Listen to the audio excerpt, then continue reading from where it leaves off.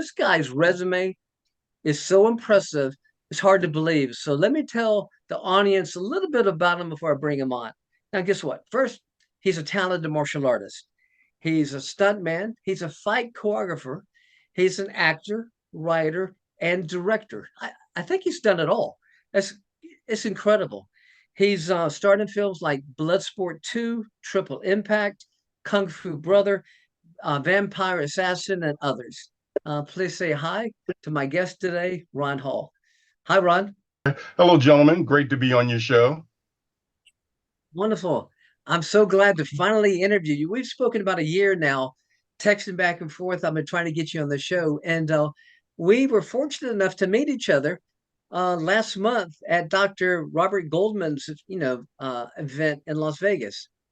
That was really nice. Yeah, it was great to finally meet you. It was good. You, I know you know Doctor Bob. We call him. He's quite a character, isn't he? He's like one of the most interesting characters on this planet. Yeah, Dr. Bob is really a fascinating person, and it's good to know him. Yeah. Right. I know you've been to the Icon Awards, and I've been there before, and he's really had a great positive impact on the martial arts. But what I Mhm. wanted to do is this is like a getting to know Ron segment. It's just 10 quick questions, and it's letting the audience know a little bit more about you and letting me know a little bit more about you, and just basic stuff. But are you ready? Sure, All right, absolutely. let's go. Let's start off with um, who was your inspiration, the greatest inspiration for martial arts films? Who inspired you the most? Bruce Lee, the most, I would say. Yeah, I think we're But going to have a lot of the same. okay, but you know what? I could split that answer. I could go Bruce Lee in terms of being a martial artist, and Jackie Chan in terms of being a martial art film performer. Right, right. And there is a difference in there. There's a difference. Yeah, yeah. And I think that. what's your favorite martial arts movie? Wow, man. Off the top of my head, Heroes of the East, Enter the Dragon, off the top of my head. What was the But first one? I never heard of that one. Heroes of the East, oh my God, it's a movie with Gordon Liu. Do you know who that is? Yeah, I know Gordon Liu. I Great know of movie. him. I don't know him. Man, Yeah, this is yeah. great. It's a And masterful martial art movie, and it may be, all things considered, the actor, the performance, the action, it may be my favorite martial art movie of all time. Maybe, yeah, just off the top of my great. head. I'm going to check that out. And get this, Corey here has seen more martial arts movies than I'll ever see. He's seen them all. So when I'm talking about movies, I go, no, I haven't seen that. I haven't seen that. He's seen all of them. So it's great to have him on the show because he really knows these films. You know, Right. you've done I it have all. You've choreographed films, you've done so much.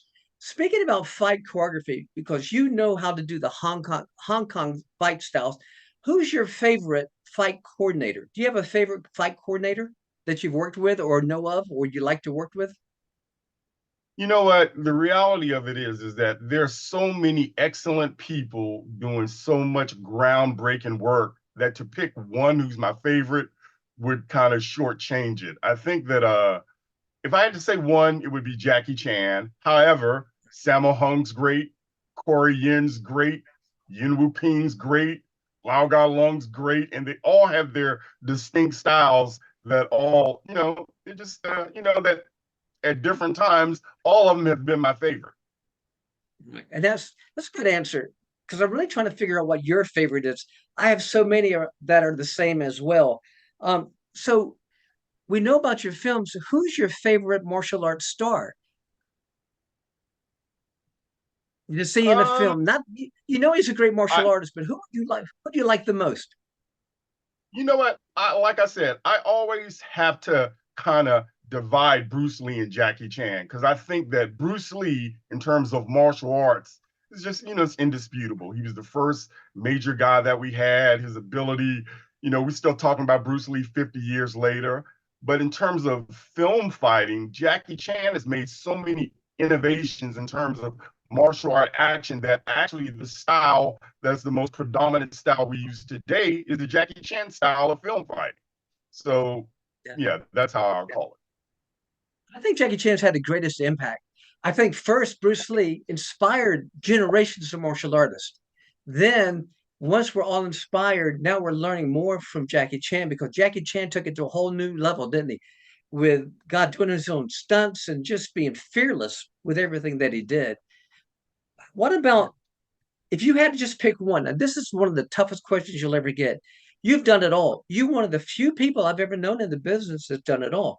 You have choreographed, you've written, you've acted, you directed, you've done the stunts. But I want to tell you now, choose one. This is your new path in life. What's your favorite out of all that writing, directing, acting in? What is your favorite? If you just had to choose one path, what would you choose?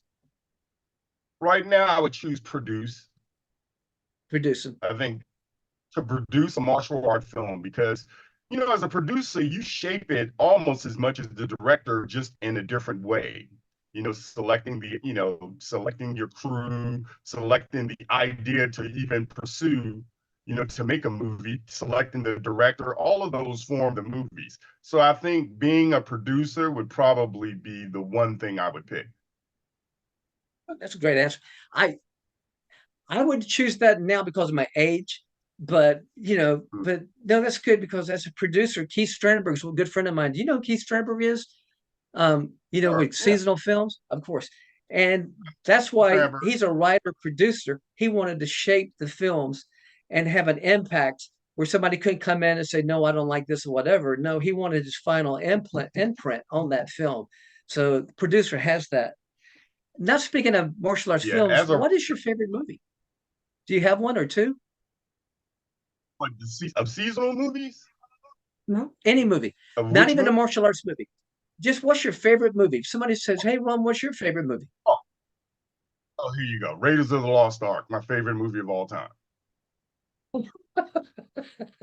I would never guess that. Yeah, of Indiana, that course, character Jones, the character, just the action, the imagination, the creativity. It is absolutely my favorite movie of all time. I could watch Raiders of the Lost Ark. It's just great. I just think it's great in so many ways. And it trumps Enter the Dragon for me. Enter the Dragon kind of used to be my favorite, but Raiders of the Lost Ark, and I would say Die Hard is in the mix also, but definitely Raiders of the Lost Ark. it's good. Okay, you can act with one star. Who's your favorite martial? I mean, not your martial arts star. Who's your favorite star? Not acting with, but let's say who's your favorite star, female and male. Okay. My if I had to work with one person now, it would be Tony Jaa. And the female, it would be Cynthia Rothrock. Oh, that's so cool. I wish you could have been in that last movie we just did, Battle Creek. You'd have been great in that, working with Cynthia. All Oh right. my goodness. Well, she'll have more coming out, so hopefully you'll get the opportunity to do so. Um, Well, me and Cindy did work together. I actually choreographed her on a film, a TV pilot about 3 years ago. So we've gotten a chance to work together. have you ever been in a Jackie Chan film or worked with him? Sammo Hung, Yong Bao, any of them? No, I've never worked with any of them. I've met all of them, but I've never worked with any of them. Oh, I did work with Sammo Hung on the first episode of Martial Law. I got to fight Sammo Hung, Oh, that's and good. yeah, and he hit me in the face really hard about 5 times. It was, it was a fascinating, it was an interesting experience. You know, people don't realize this, but I interviewed Richard Norton from Australia. He said the same thing. He did a few films with Jackie Chan and Sammo Hung and Young Bao and that group. He said Sammo would just hit him all the time, full power, full speed. He was the hardest one that Richard had to deal with as well. So, and me too. When I did the film with Jackie Chan and all of those, I know Sammo Hung allowed me to kick him as hard as I could, and then he would dish it out at the same time. So, but it's just a whole exciting world being in that world because they're the very best of the best when you're working with them. Yeah, yeah. Like Jackie Chan, actually, he had suggested we work together once, but we never got a chance to work together. But it's never too late, and Never I too would late. love to work. Yeah. So when you're not talking about martial arts or maybe watching films, what's your hobby? What do you do when you're not doing martial arts? I mean, what is your favorite hobby right now? Well, because I'm I guess a martial art filmmaker, all my hobbies are martial art film related. I like to read about like political social issues. I keep my mind on that or my head on that. And in terms of hobbies, all my hobbies are kind of like film related. I do It's I cool. practice martial arts, I go see movies, I try to write films. So all of my hobbies are kind of martial art film centric. Mm. That's pretty good. I know personally, I have to do the opposite. I play tennis and golf. I do anything not to think about it. So when I come back, I'm refreshed again and regenerated again. But you're a true soul of the martial arts. You're one of these guys that just love and eat it and just love it, which is just exciting for me to be talking with you. So that's pretty good. Yeah, If you had martial taken art. a different, what Go ahead. What were you I was saying? going to say, I was going to say, if you didn't get involved, because this seems to consume your whole life, but let's say you didn't choose that path in life, what would you have been instead of a martial artist? What would you've done? Maybe I would have been a journalist or a teacher or yeah, maybe something like that. And then here's your last one. Um, a young female or a young male comes to you and says, I'm thinking about breaking into film. What advice would you give them about breaking into action films? Now, granted, they're already martial artists. So, how do they break in? What would you tell them for advice? I would say start exactly where you are. There's probably a film community in the area that you're in. Go be a part of that film community in some aspect, help them do their productions, be a stunt man, just right where you are. Wherever you are, start there and build a network or a foundation right where you stand. And that's probably the best way to get in because everyone who does film comes from a small background, somewhere, most people who do films come from something small that they build a foundation on. And building a foundation is probably the key to building every other aspect of your career. I always try to encourage them that it could be a dream to be a movie star, an action film star, but don't start there. Usually, the film production companies, when they come into your area, if they have a film, they've already chosen their star. You know, try to become a stunt fighter or learn how to learn about reactions and, perfect your technique. But if you can make that actor look good by your reactions, you have a greater chance to get, to land a role. So that's good. Well, let's do this. Thank you for that. Let's jump into the interview because I am excited to find out more about you, especially when we get to the one that you wrote, produced, directed, found the money. You're the only person I've ever met who's done everything I just said, but we're not even starting there. How do you start in the film business? Take me back to the beginning. What inspired you to get into the films in the first place? Well, I always loved martial art movies and just thought it was just an amazing thing. And I'm from Washington, D.C., so I took Wushu Kung Fu from Dennis Brown and Willie Lynn. And I my first run-in with the film industry was actually George Chung and Chuck Jeffries had a how to get into movies seminar at one of Dennis Brown's schools. So, and Chuck How about Jeffries, that? who you've worked with and is an amazing martial artist, Chuck went to the same high school I went to. We lived near each other. We were kind of like the two kung fu competitor guys. People would always like, who's the best, Chuck or Ron? People would always do that. So I always respected Chuck's work, and so I would see Chuck doing movies. So that kind of made it possible, So Chuck and George Chung had a seminar, and I went to the seminar, and that was kind of like my first uh, linchpin into the film industry. Maybe about 2 years later, I decided to move to California. And I moved out to Los Angeles, didn't know anyone, didn't have a place to live, only had, some money in my pocket and a dream. And I would say maybe in about 4 to 5 months, Eric Lee I used to contact Eric Lee, and actually I was a big fan of his because I loved a movie called Weapons of Death, a movie he did with Gerald Okamura. and he was doing a movie for PM. I think it was called Deadly Bet, and he needed some stunt fighters. So he invited me in to be a stunt fighter. And, and he asked me to do a couple of moves, and I did a couple of moves, and, he seemed impressed. And then he said, well, no, I want, actually, he wanted me to be just like a background fighter, but then he gave me a feature role fighter, after he saw what I was able to do. So that was like my first role in film. Is Deadly Bet, is that the Jeff Wincott film? As it sure is. Great movie. Yeah. And what's the name of that film? Deadly Bet. Well, you know, the reason I'm loving this so far is every name you mentioned are personal friends of mine. Guys I've worked out with, trained with, Dennis Brown, Chuck Jeffries, I've done 3 movies with.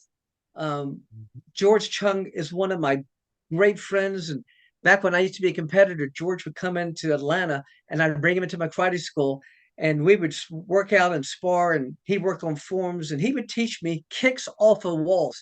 He would ricochet jump and do, all kind of acrobatic stuff off walls and show me how to do all that stuff. So and Chuck Jeffries, Yeah.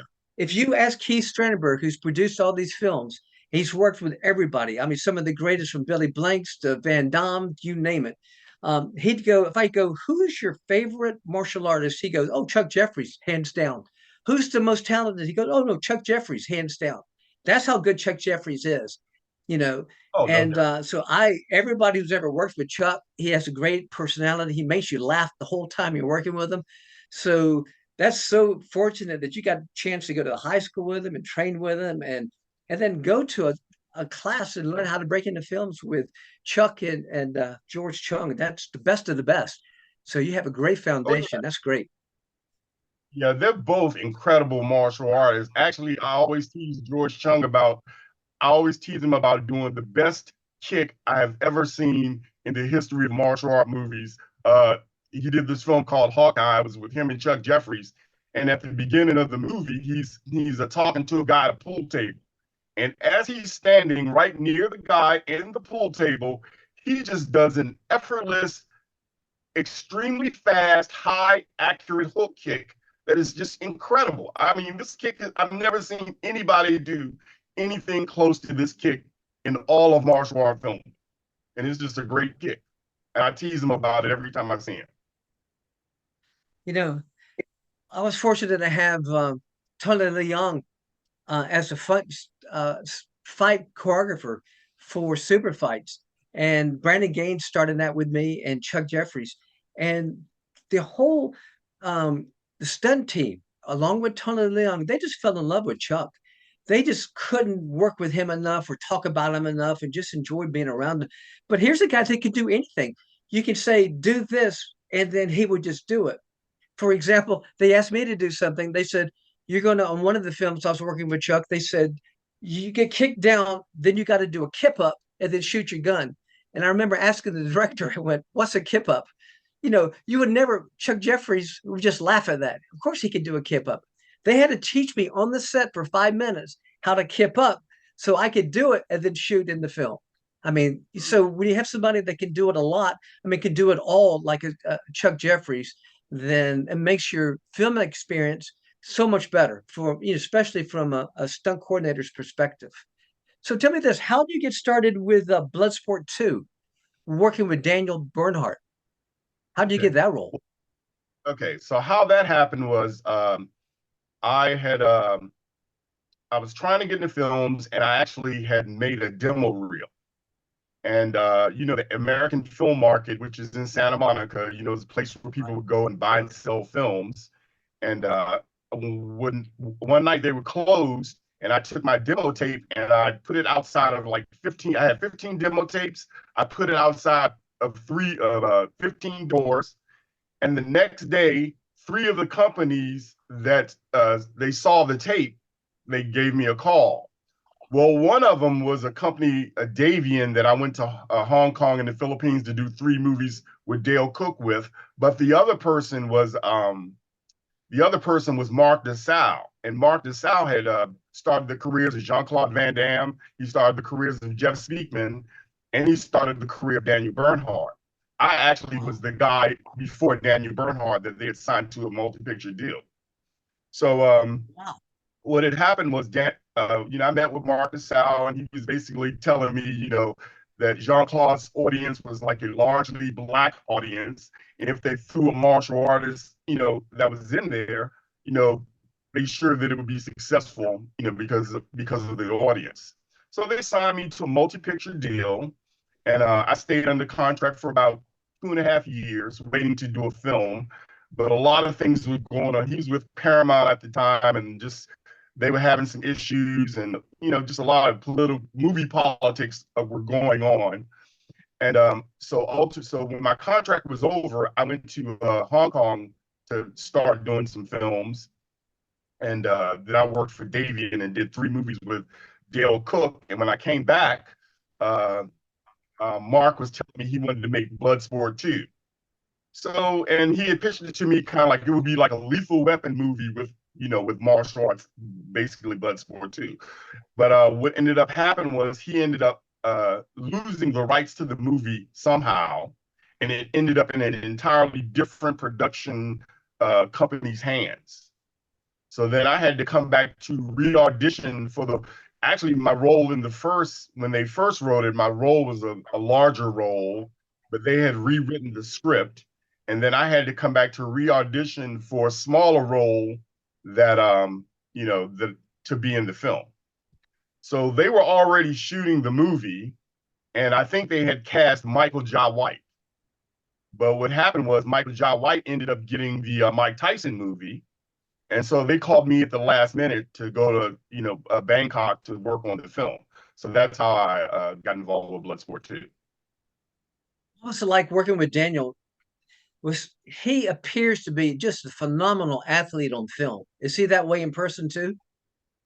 Oh yeah, yeah. I mean, I know Daniel. Me and Daniel we had a relationship once where we were like brothers, because we were kind of waiting to do our, we both were waiting to do the film, and so we would call each other's back and forth to find out what's going on. And at that time, he was training with Master Cho. He was training with him. So Daniel's a great martial artist, and great film actor, and it was great working with him. How's his English? Does he speak English really, really good? Who, Daniel? Oh yeah. Daniel. No, Daniel, Well, I thought yeah, he's from especially Germany. I didn't know. he once had an accent, but I think his accent really wasn't that bad, but he had it. You could tell it was kind of pronounced. You could tell it, but now he sounds like a guy raised in California. So, Wow. yeah. Personally, I like the accents. I think Richard Norton's accent and some of the other accents, it adds flavor. Scott Adkins, there's nothing wrong with having an accent like that. I've always, one of my favorite performers or martial artists, Daniel Bernhardt for sure. Mhm. He got such long legs and so aesthetically beautiful and powerful on film versus somebody, real short. So he's fun to watch on film. So Yeah, kudos to long you. legs. Yeah, His, he's his good. long legs, So then, the way go ahead. he kicks, they really look good on film. Yeah. Yeah, that's it. And what about Dale Cook? How'd you team up with him? I used to go to Dale Cook's fights. He used to come to my fights when I was a competitor back in the old days. And so I watched him fight full contact. He was a hell of an athlete. He was really good. Uh, Yeah. Yeah, Dale's a great so you guy. should do Dale's a lot of fun. Dale is a lot of fun, and he's got a great sense of humor. And you know, uh, when I went to Hong Kong to work for the company Davian, like I said, we would shoot these movies in the Philippines, and so that's how I met Dale. Was on the set of a Triple Impact, and we had a great time. I mean, it was, actually, I think Triple Impact is my favorite of all my movies that I did with Dale because we just had a very good chemistry, and it was just like a little fun action adventure. Kind of had some Raiders of the Lost Ark overtones in it, so I loved it. Yeah. So out of all your locations, where's your favorite location to shoot? Is it Philippines? No, I think Thailand actually. I love Thailand because Thailand's great. It's pretty. It's cheap. You can get to almost a lot of places to go. So I think Thailand might be my favorite. Wow, that's good. You ever have any difficulty, any problems with the local, politics or police or any of that? No, and Not you it's personally, but the production itself. yeah, it's funny you say that. What I find is that as long as you're kind of like minding your business, you're going to be okay. But what happens is a lot of time Americans, I've been on plenty of movie with Americans who go over there and want to be the Right. rowdy American and get in all kinds of trouble. So, yeah. Yeah, I know Lauren Avedon and Billy Blanks, they had a hard time. I King of the Kickboxers, I think they shot in Thailand. They shot over Mhm. there, and they had some political problems over there with the government, and they were scared the whole time. So I know sometimes traveling, and I shot a film in South Africa, so you've always got to be conscious of where you are when you're filming too, So, but I never had a chance to film, in the East like that, the Far East. But I just hear wonderful stories. Well, Who knows? Maybe one day. yeah. Well, here's a funny anecdote. Was when we were making Triple Impact, there was a scene where Dale, myself, and Bridget was supposed to stumble upon this camp, and some terrorist was supposed to hold us hostage. Well, what ended up happening was while we were shooting the scene, there was another group of people coming out of the woods, and we were like, "What in the hell is going on here?" And they were basically holding the set hostage, trying to get money out of the producers of the film. So that was pretty interesting. Yeah, no, that's because you never know when you're there. Anything can happen like that. But what a great experience like that! You've got a lot of experience filming all over the world. So you did the Dale Cook movies, and then you did the Kung Fu Brother one. What was that like? Kung Fu Brother was great. It was actually I shot that in Thailand, probably around like 2005, and it was actually at the time that Tony Jaa had just made Ong Bak. So we were Oh working wow! with a lot of the stuntmen on Ong Bak were working on the film we were working on. And so what's interesting is when I did Bloodsport 2 and we went to Thailand, I saw those guys developing that style like that the stunt acrobat impact style of Tony Jaa. They were just developing it at that time. And it wasn't, they didn't have it all worked out, but you could see the seeds of it and what was to come later on. Isn't the story with That's Tony cool. Jaa like he never knew that there were wires in Jet Li films, or he never knew there were stunt takes? He just trained himself to do everything by himself. Wasn't that what he always used to say? Yeah. Yeah, well, the fight choreographers and that I worked with in the Philippines, they always said that I fought like a kung fu movie. They was like LeBron can do what they do in kung fu movies. So yeah, Yeah, I saw Tony Jaa one time in Los Angeles performing, and I couldn't believe what I was seeing. How high he could jump. Just literally, I'm a high jumper. I can jump. I used to be able to break boards 10 feet in the air. I couldn't do anything this guy could do. This guy was just like a magician. His style was so rough, and it's not pretty like Bruce Lee's. It's just rough and so realistic in all the knees and elbows. And it just really presented a whole different style of martial arts we had never seen before. sure. Tony Jaa really was kind of like the next Bruce Lee in terms of just if you had to make a through line, you go like Bruce Lee to Jackie Chan, and then Tony Jaa really was the next. Well, I would say I would put Van Damme in there too. I would put Van Damme in that category because there's a whole offshoot of martial arts that's dedicated to kind of like Van Damme's presentation of his martial art on film. And then Tony Jaa, most of the action today comes from Tony. A good mixture of like Jackie Chan and Tony Jaa. You've seen Right. these kids doing a lot of like these aerial acrobatic gyroscopic moves. All that's Tony Jaa influence. Parkour where they're jumping through hoops and up and down and jumping, spinning. And you're right. And I was commenting earlier. I made this observation. Sometimes I watch these fantastic martial artists, and when I was younger, not now, when I was younger, I'd get a little depressed. I'd go, "There's no way I can do any of that." I remember being wired up. I remember having doubles all the time. And I worked with a lot of the guys, great martial artists like Gary Daniels and Lauren Avedon. They hated being double. where every time the director would go, bring in a double for Keith, I'd go, I'm going to look good in about 2 minutes because the double they're bringing in for me is going to do a pirouette, spin 3 times in the air and land. And, I couldn't do any of that stuff. So no, I have so much respect for these great martial artists because they are so flawless. They can just do anything. It's just like I went to Circus de Soleil just this weekend, and if you've ever been to one of the Circus, de Soleil uh, events, just they're acrobatics, they're performers. Some of them are martial artists. They do extraordinary things, and you go, I can't believe how capable, how great some of these people are in performing what they do. It's just incredible. I never had that talent, so I always had to work hard as everybody else. But I've been blessed to be in films and to know a lot of the people that were such good athletes. Here's the movie I want to talk about. I want to talk about the one you wrote, you directed, you produced, and you starred in. It was the movie The Vampire Assassin. How did that come about? Well, I had been trying to make there was another movie I did called The Slow Die Fast, which I shot on digital video.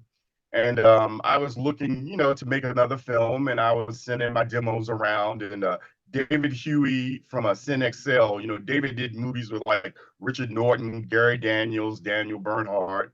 We got together, and he wanted me to make a movie like Blade. That was the parameter. I want a movie like Blade. So thinking about it and thinking about what to do, it wasn't my intention to do all of those things. I really was just going to be like one of the fight choreographers, act in it, and direct it, and I had to write it too. But what had happened was, the further I went into production, people started dropping off, and it was either lose the opportunity or forge ahead and get the film made. So I decided to forge ahead, and I actually had to do a little bit more than those 4 or 5 things. So it was an interesting experience. I wouldn't recommend it to anyone, but Vampire Assassin turned out to be a little bit bittersweet. It wasn't the movie that I wanted to make, but it has taken on a whole new life in that there are a lot of people who have made their own vampire assassin movies, and people talk about it all the time. So that's a pretty interesting dynamic. Of anyone else, I just try to think about, I can't name another person in martial arts who's did everything you just did, who's written the film. Did you choreograph the film too? Yes. The fight scenes? Yeah. Ron, But I were was you the yeah, I was a fight choreographer, but here's one thing I'll tell you. What ended up happening was, how martial artists are a lot of times, a lot of ego gets in there, and people want to do, what they want to do. So what would happen was, I would cast these guys, and we weren't paying them, and it was just meal copying credit to work on the film.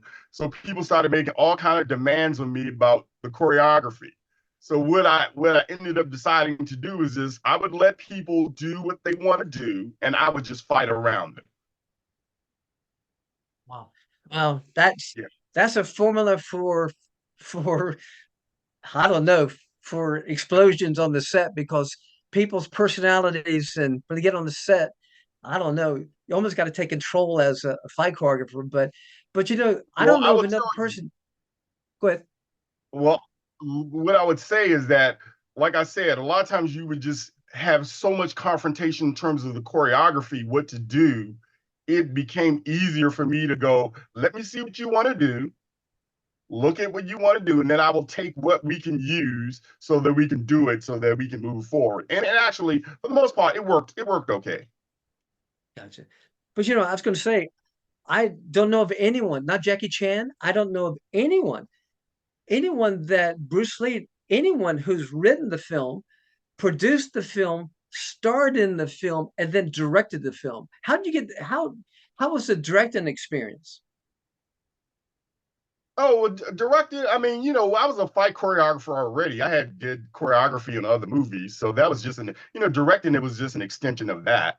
You know, um, I would say that when I was directing it, the cameraman, he was a cameraman. He wasn't attuned to doing martial art action, but he was the only camera guy that I could use on this particular project. So I just had to go along with him and just make the best. Like I said, I just had to make the best of the elements that I had. And while it didn't end up being the film I wanted it to be, it actually ended up taking on its own life. So now, I live with it.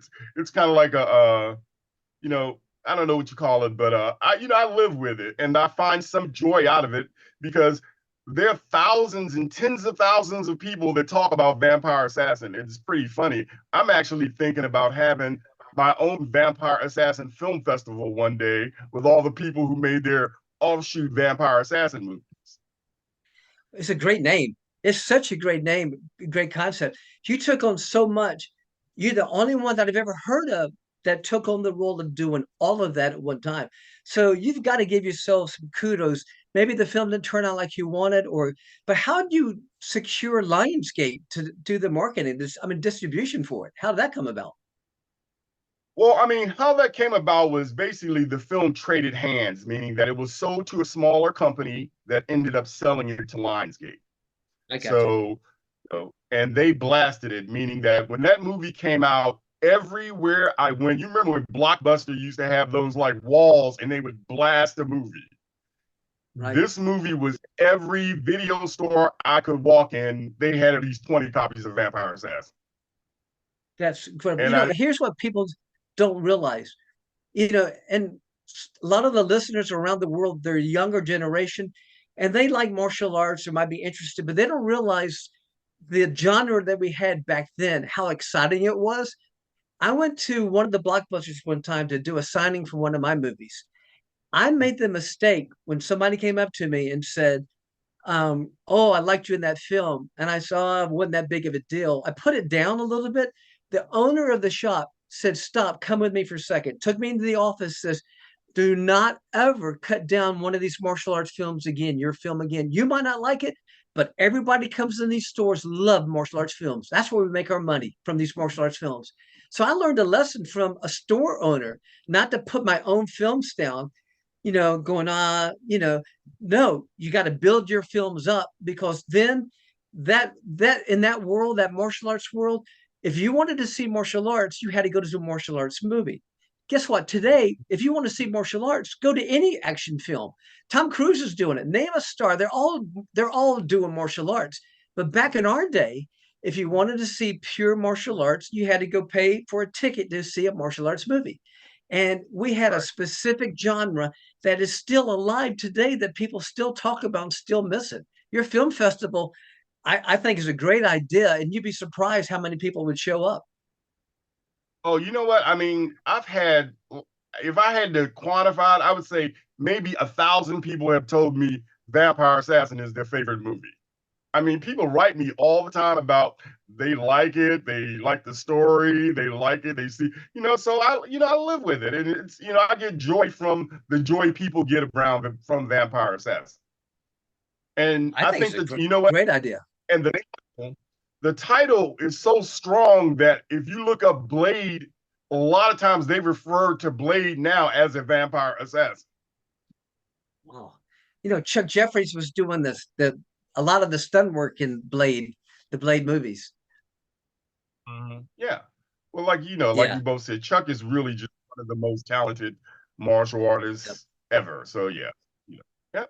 Well, that's good. I just want to commend you, because the only person I know that comes close to what you've done, she didn't write it. Cynthia Rothrock just, raised the money for her movie called Black Creek. We just shot it in Arizona. And she put together a lot of the old movie stars and film stars together. And it was a wonderful experience. But she produced it and starred in it and found the money for it and will distribute it probably. But she didn't write it. You did all that. She didn't direct it. She had her own director. We even had we had a crew come out from Germany, really great people from Germany that were the stunt coordinators. But I can't imagine taking on a project. And I like what you said.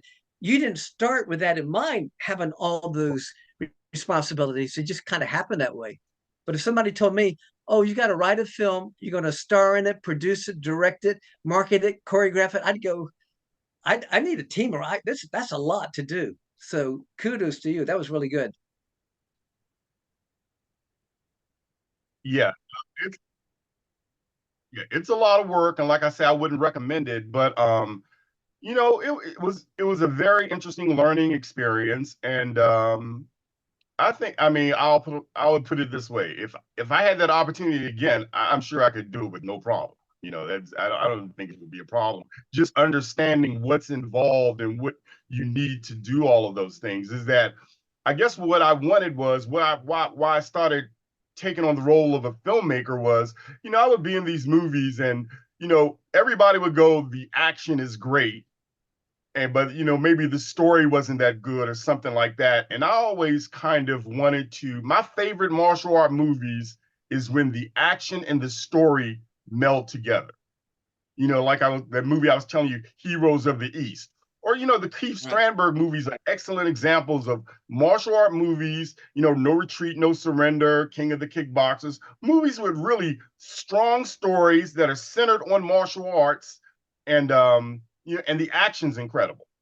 So that's kind of what I was after. And in this stage of my career, my focus is on maybe more like writing and producing movies to bring the story and the action together, because we all know martial arts is great, but when you get great martial arts in a great story, it's otherworldly. No, Yeah. you're right. Yeah. So tell me about this. I looked on your bio. You did Dolomite Explosion, but you got uncredited. Well, you said you were uncredited for directing and producing. What does that mean? I've heard of that before. Did you have a bad experience? You took your name off of it, or you just did it for a favor for them, or how does that work? What ended up happening was Rudy Ray Moore. Actually, I met Rudy Ray Moore in probably, I want to say 1999, probably somewhere around there. He was doing a movie called Dolomite 2000. So I worked on it as a stuntman, as fight stuntman fighter, and me and him got to be really good friends. And he had never finished the movie, so he probably had finished maybe about 60% of the movie. So then he came to me and he was like, "Hey, Ron." Well, actually, what happened was he worked on my movie Vampire Assassin with me.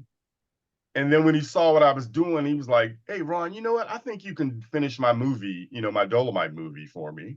And I was like, "Fine, yeah, I'll do it." And so, we went and we shot, we shot stuff, and I finished the movie and helped get the movie together, and just didn't get, Dolomite wasn't the ultimate, he wasn't the ultimate businessman when it came to his affairs in terms of doing the movie. So that's why I didn't even get any credit for it, and I got you. yeah. But you did get credit for Kung Fu Brother. You were nominated at the Action Icon Awards in Las Vegas. That movie didn't it get the best action film, and then you Yeah, were nominated for best stunt fighting. Is that what it was? The stunt choreographer. Is that what happened? yeah, sure. Yep. Yeah. Yeah. I mean, I would say this in terms of martial art film fighting is really about two dynamics. One is that you have to make people believe you're fighting, and two, you have to make the fighting entertaining. The entertainment aspect is a really important component of making martial art action. That's why we love, like when we watch Bruce Lee, we're amazed by his martial art proficiency, but then the scene itself, like in Chinese Connection, when Bruce Lee walks into a classroom and beats up 40 guys.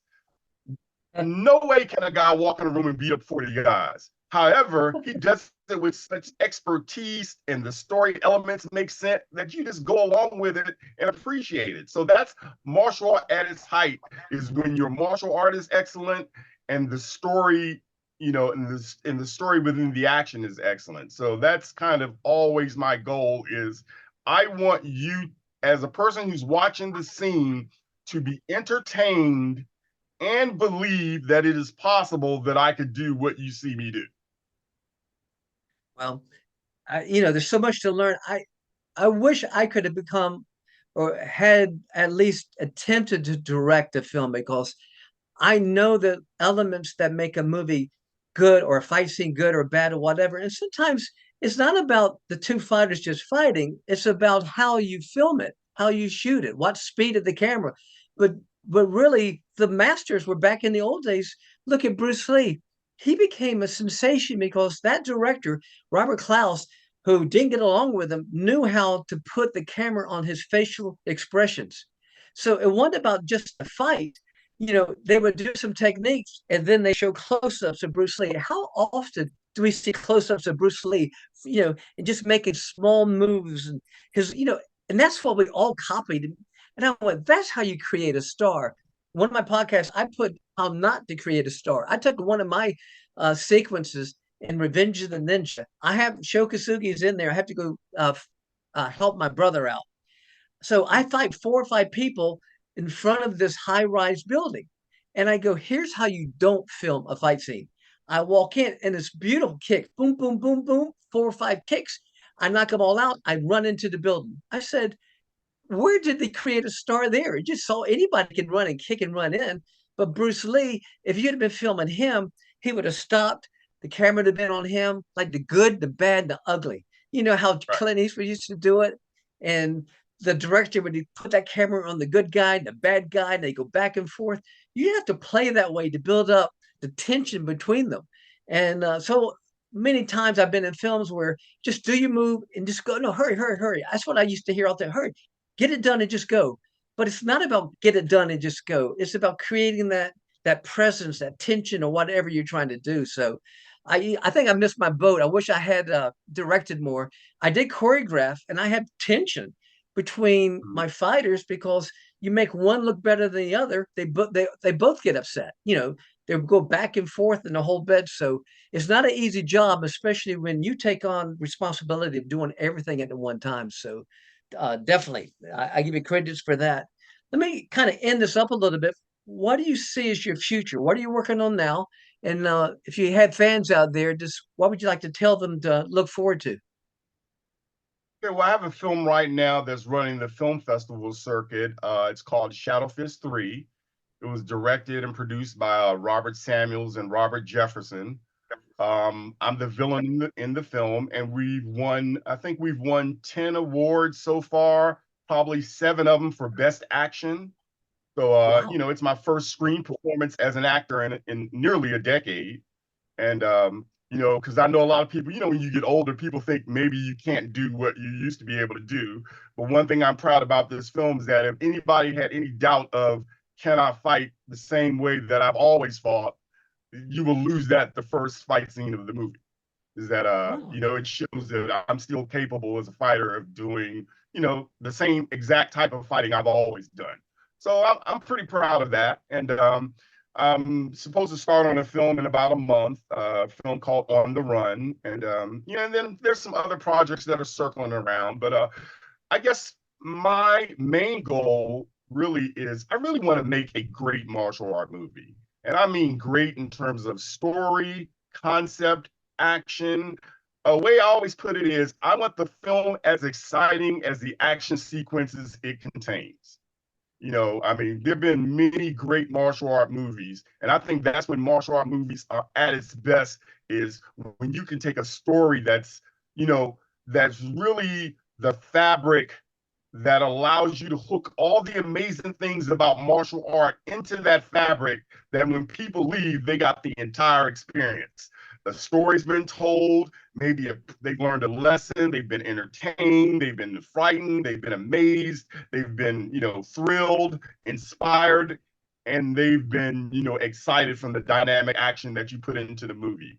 And that's my goal. And I will say that I'm gonna keep going until I do that. I believe I can do it. So yeah. Well, well, I wish you the best. And I tell you what, when your film that's going is being distributed now, is it out there already?